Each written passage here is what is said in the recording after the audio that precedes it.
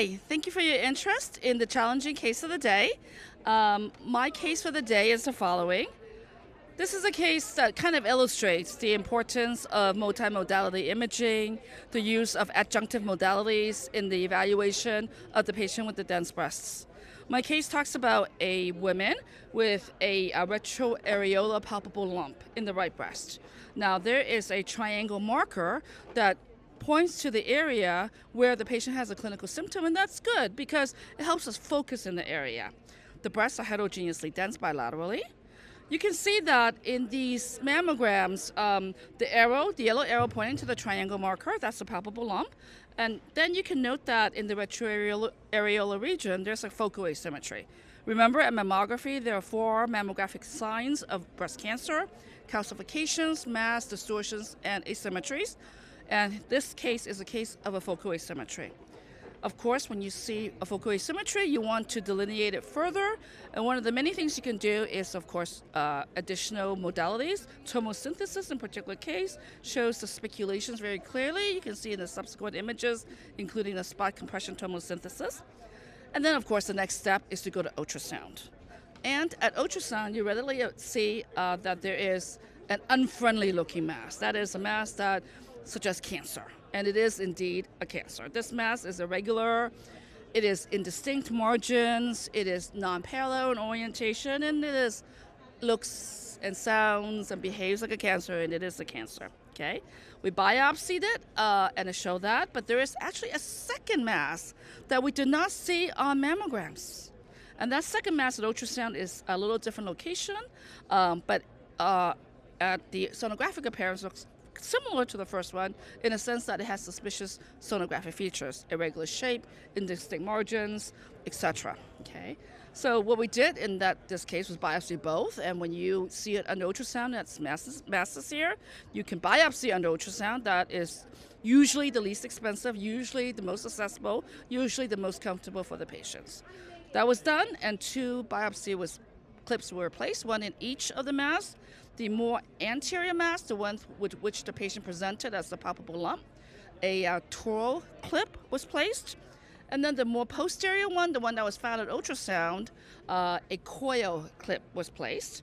And then I show you the clip placement mammograms showing you the 2 cancers. With the second one that is more posterior, can't really see it in mammogram, even in retrospect. You could only see the more anterior one, the one that presented with the palpable lump. Okay. And of course, when you have retroareolar lesions, sometimes putting a nipple marker on is helpful because then you can clearly distinguish what's between the nipple and the retroareolar abnormality, if, in case there are confusions. Okay, all right. So biopsy of both of these sites show invasive ductal carcinoma, which is the classic, and we expected that based on the imaging features.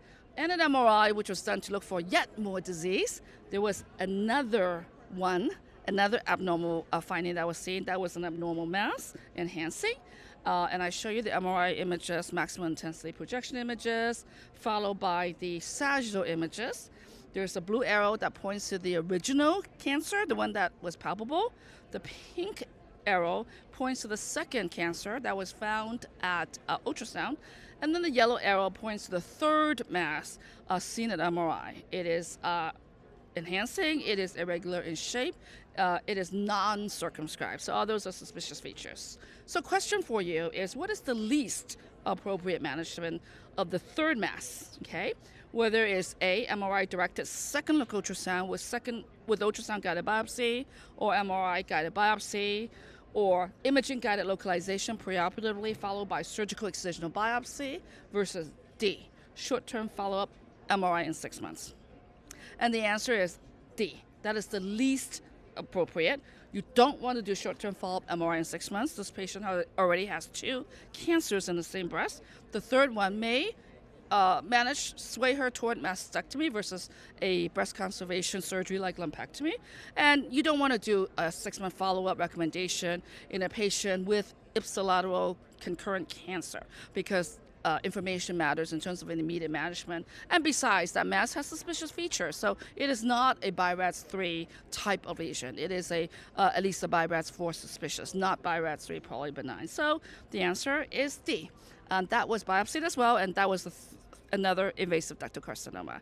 So again, this case illustrates the power of additional modalities, ultrasound, MRI, but of course, mammography is where you start, and the proper workup and the proper sequence so that your patient can get the optimal care. Thank you so much.